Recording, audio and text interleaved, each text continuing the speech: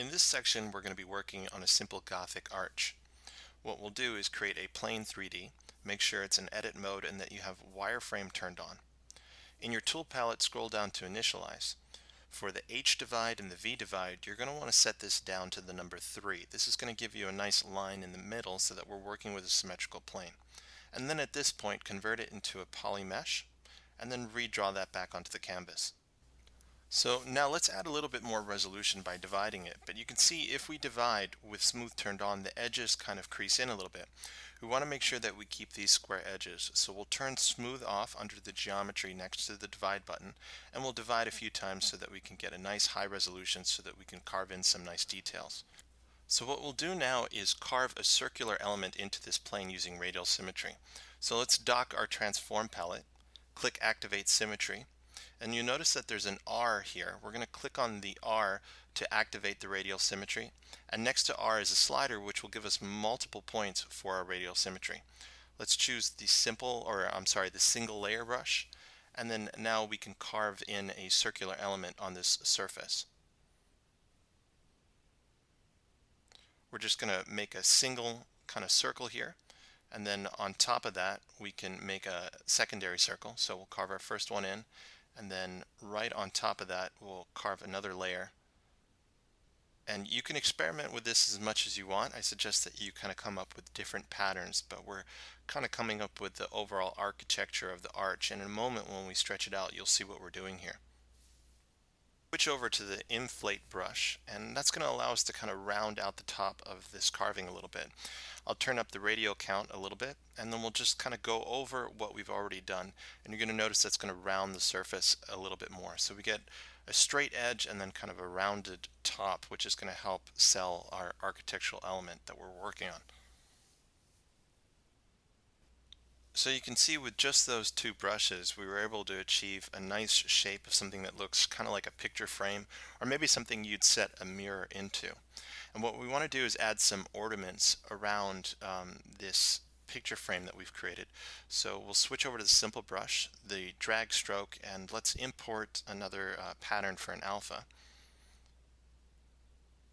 Maybe you've created a pattern like this in Illustrator or downloaded from the internet. We'll dock that alpha palette and blur it just a little bit so again we don't have too sharp of a pattern on the surface. And turn your radial count just down a little bit. We don't want to have as many points as we did when we were sculpting the circles. And if we just click and drag onto the surface, you'll notice that we just kind of create that nice little pattern of that alpha that we imported.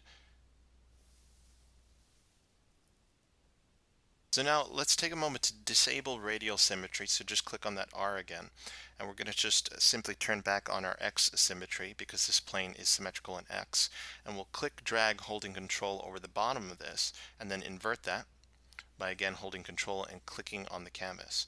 Now if you click the move option and then draw your transpose line, you can then stretch out the bottom of this, going from a circle now to more of this doorway arc that we're trying to create. So to remove the arc at the bottom of the door, we're going to make sure that we have everything isolated but the bottom, again using masking. And we're going to scroll down to our deformations pull down, open that up, and we're going to work with size. In this case we're going to click only Z, and we're going to scroll that down, and you notice when we do we've actually removed and kind of squished everything down so that we don't have that arc at the bottom and we're just left with an arch. So again, very simple techniques to create architectural elements that look much more complex. So right now what we want to do is remove the polygon plane from the background of this arch, and the way we'll do that is by masking everything that we want to keep. So we'll draw a mask over the front of this architectural element, and then we will simply paint in a mask in the other areas that we want to keep. So we'll hold down the control key. I will go back to just a regular stroke here in my stroke palette. And then while holding control, I'll just continue painting this in so we can keep this doorway area as well. Make sure you get all the points. And once you have the areas that you want to keep masked in your tool palette, you'll notice you have a drop down called masking. If you open that up, you're going to have an option here called hide PT. Once you click on that, you'll be able to hide everything. You can bring it back by clicking the option next to it, Show PT, but for right now we'll just click Hide PT, and now that's removed. So now that we have the archway completed, let's save that out and move on to the next element.